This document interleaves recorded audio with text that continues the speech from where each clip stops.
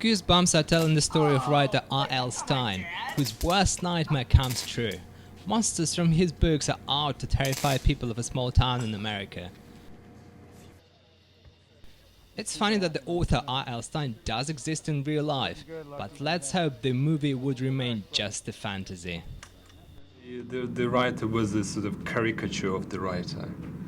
How did you, where did you get the elements for your character? Well, when I read the script, I saw that the character I'm playing, R.L. Stine, needed to have a darkness, needed to be intimidating, and needed some gravitas.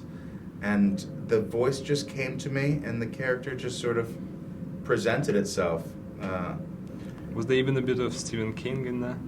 I didn't, I watched some Stephen King interviews and some R.L. Stine interviews, but no. I ended up going more with sort of an Orson Welles, if I had to say someone that I was channeling, but I really wasn't channeling Orson Welles so much as just something that came instinctually. Goosebumps follows Zach, a new boy in town. He goes on a quest to save his good-looking neighbor, Hannah. Zach is worried that Hannah's father is going to do something terrible to her.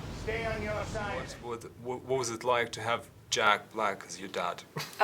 The best, because he's so much fun and really nurturing and caring, and he cares about us as people.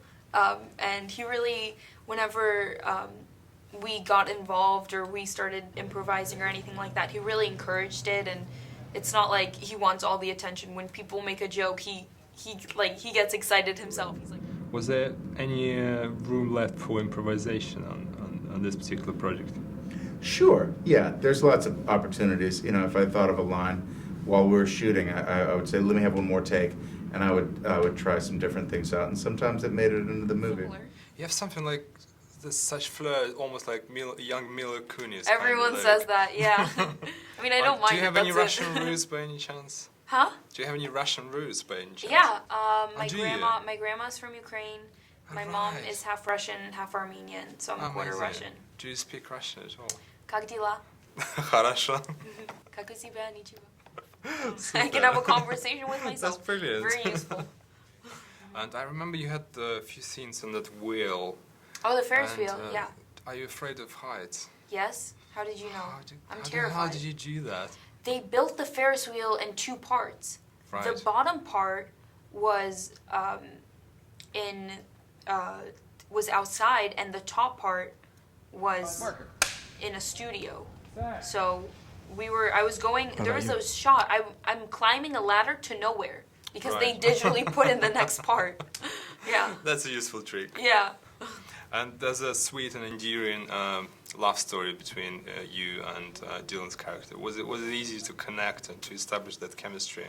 Yeah, I mean, we're like brothers. We get along so well, and we're really close friends. So I think the romance wasn't too intense. It was kind of like I tease him, and that's how we are. Like, we always tease each other, so that part was easy. Is the good kisser? Yeah, I guess. Yeah, so there were a lot of visual effects monsters, and for that, whether I have to react to nothing, or it could be the face of the monster on a pole, or a tennis ball on a pole, or a green screen. But there are also a lot of practical monsters, like people in costumes and makeup, and we got to react with them. They also came in at the end of like almost every time that we were working with the CGI monster. They came in with the silver ball, and then they turned it. I don't know what that thing's called. Like the visual effects, there's so much that goes into getting the effects. They have to have this silver ball that they rotate after each shot before you move on that gets the reflections of the whole room, and another ball that gets the lighting, and then they work off those. It's really. They had like a furry ball for the. Which monster was that? The abominable snowman, I remember. Furry balls, and but there was a lot of them. They had some for the werewolf. Yeah. And, it's just a lot of work that goes into it. And there were 40 weeks of visual effects, and they're still working.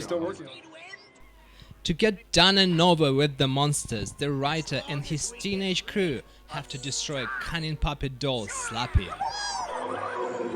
Voiceover for Slappy was also done by Jack Black. Which parts did you find the most fun to film?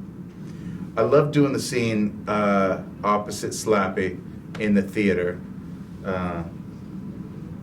It was the most challenging in that I'm doing the voice of Slappy and R.L. Stine, so it was tricky, but also one of the coolest scenes in the movie, I think. It's one of the random scenes in the movie, not random, but like different from the other ones. I like the dance scene in the school because there's like 500 kids dancing around. And they were going crazy. Like they had a lot of energy. So. We had to tell them, or a couple people, just to calm down because they were getting too into it and We got in too there wild. and danced and Yeah. jumped to turn down for what? Yeah. It was fun. It was a good Fun time.